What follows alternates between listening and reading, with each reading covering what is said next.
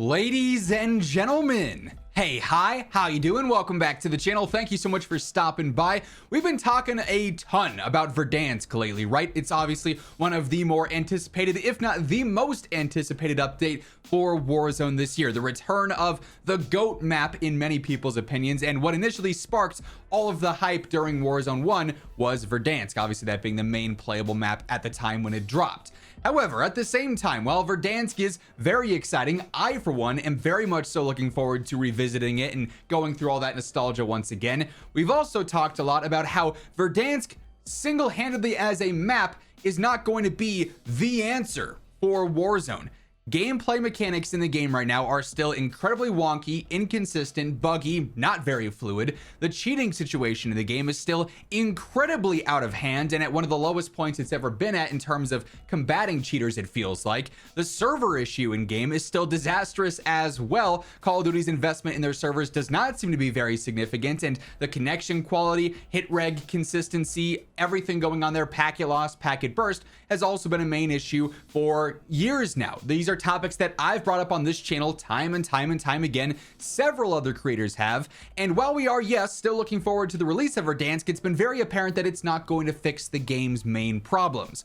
Charlie Intel, though, has also recently reported on some insider whispers, some insider information that sort of back up a similar sentiment here. And I did want to talk about this a bit, sort of as a preference with Verdansk. Yes, it's very exciting, but also there are some big concerns and there's some big problems that are going to likely live alongside the return of the most anticipated update with Warzone that unfortunately will probably overshadow a lot of the good that Verdansk brings back here. So we got a couple of different posts from Charlie Intel to break down here today. Initially, they share a similar sentiment to what I was just talking about. Charles Intelligence posts saying nostalgia with Verdansk will not save all the problems or solve all the problems with Warzone. And from what we've heard, Activision is hoping Verdansk can save Warzone's player decline. Nothing we've heard so far, though, suggests there'll be anything significant. Hoping we're wrong. So this is just, again, based on the whispers that Charlie Intel is hearing. Charlie Intel being pretty much the most credible source we have for info like this in the COD scene, because they've been around for so long and have so many connections, right?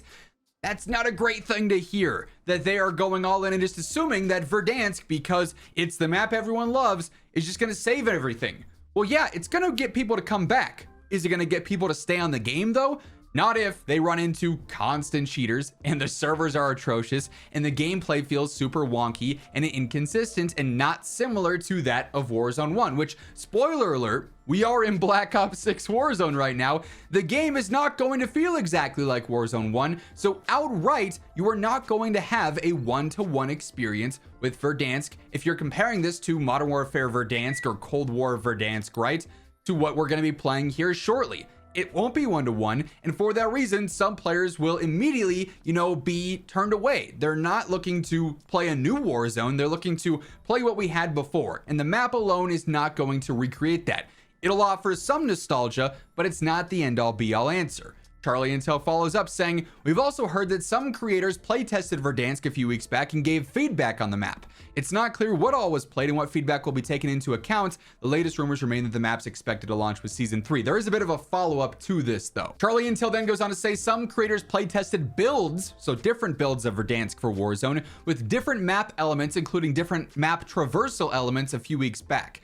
That presumably would be like maybe more standard gameplay like it was in Warzone 1, where it's just vehicle movement, your own character stuff, slide canceling, whatever the case is. And then maybe a different version with redeploy drones or balloons and stuff like what we have in Modern Warzone with those different quality of life changes that we've seen throughout the years. I've seen some people in favor of the new elements, balloons and drones and stuff, because that'll help you attack areas like downtown where players are camping on one-way rooftops and buildings like that, or to get on top of the stadium because the inside's going to be open but the roof won't. So that could help out with that. That could help out with rotating through the wide open areas, but also that's a completely different design compared to what Verdansk was like back in the day. And we know the flow of the map when you do have to take the risk of rotating through these open fields or pushing next to a building that is monopolized in terms of entry points and the power point that it has on the map. Charlie Intel also responds and says there's actually been 2 different play tests for Verdansk with different builds, sources say. One test late last year, one a few weeks back, all focused on feedback. So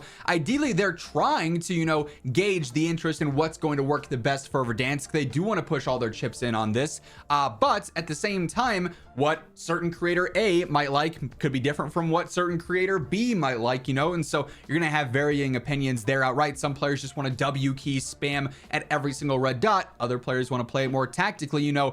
Different traversal mechanics and stuff like that are going to favor the more aggressive versus the more tactical, not maybe wanting that stuff. So it's going to be interesting what they fully go through with their designs here. Again, though, Charlie Intel has even more to weigh in based on what they've heard, which I think is maybe the biggest red flag associated with the return of Verdansk. So they end up saying this: we've been hearing for weeks that Activision is trying to go all out content-wise in trying to make Verdansk's return to Warzone the best it can be after the last few months of how bad the game's state is. It's one of the reasons why Season 2 of Warzone basically had nothing. Now, they claimed Season 2 of Warzone was a bug fix focused season where they were focused on straightening out all the issues with the game. They were going to push content back. There would not be much content. Like what? Season 2 Reloaded, we got one perk. And that was it. And then obviously the TMNT stuff, which is associated with multiplayer anyways. And then at the launch of the season, we had very little stuff as well. The new weapons, and that was about it. Like Warzone content for Season 2 was the worst it's ever been for probably any season that we've ever had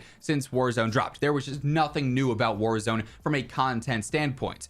They did focus on some things. They fixed Mountaineer, finally. They updated other bugs and glitches in the game. There was weapon buffs and nerfs, some of the standard stuff, but it wasn't anything like a complete 180. You know, you'd expect, okay, we're going to stop all content's going to be super minuscule this season, we're only focusing on bugs. You would assume that the state of the game jumped from being like an F to, you know, a C or a B, but it really didn't have that extreme jump up. The game is still largely problematic in various different areas. There are old bugs that were fixed. However, there's new bugs that happened because of the update, like always.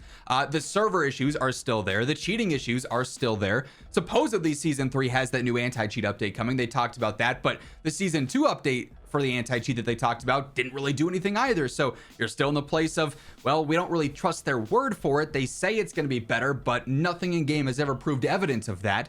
And now they say they're going all in on the return of Verdansk to make this the most content-packed thing ever. But again, this goes directly back to my first point. Verdansk and the content associated with it, if all the leaks and the rumors are true about them bringing back OG weapons like the Kilo and the Grau, that's awesome. Yes, that's going to attract players. I'm going to love using those guns. But is it going to sustain players beyond the first 3, 4, 5 days, the first week or two of that honeymoon period? Unless they go through and they heavily attack gameplay fixes, bug fixes, they address servers, they address cheaters, the shadow ban issues, everything like that, the chat ban issues, I could go on for a while here, then no, it's not going to have that long-term sustainability, because remasters ultimately do not hold that ability to, you know, keep players engaged for long periods of time, because after the honeymoon phase wears off, after the nostalgia dies down some, you realize, oh, I've already experienced that. I know what I'm getting here. It's just not bringing that new feeling anymore. Yes, the player count will jump up a ton with Season 3. They will boast about how successful the launch and the return of Verdansk is because it will attract so many eyes. There is a heavy nostalgia factor in play here that will amount to a level of success at the launch of Season 3. But what happens 3 weeks into Season 3 when we see Season 3 Reloaded drop?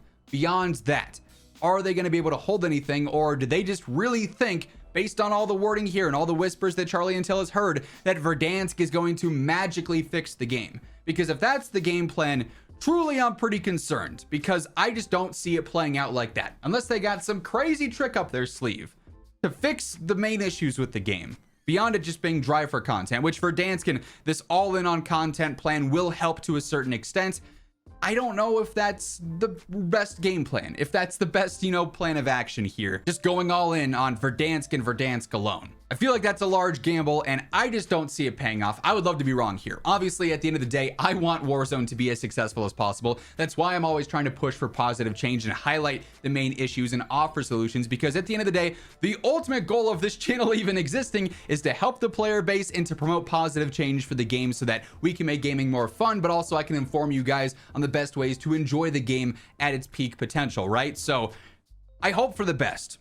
Temper expectations to a certain extent, but still want to be optimistic here. But based off of these leaks, these rumors, this insider info, this seems like a very strange game plan. we'll see how it pays off, you know. Bold move. How is it going to pay off?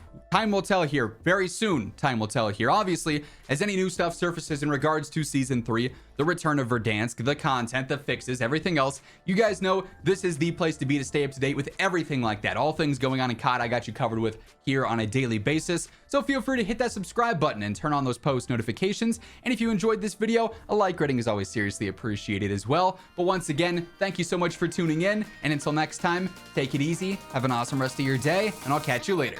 Peace out.